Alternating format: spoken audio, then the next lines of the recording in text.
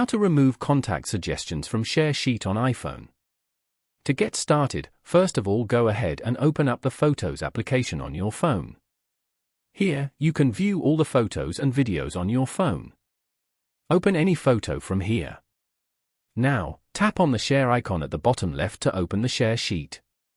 You can view all the sharing options available over here. If you don't want to get any contact suggestions, then hold that contact and tap on Suggest Less as shown. You can repeat this to remove the other contact suggestions as well.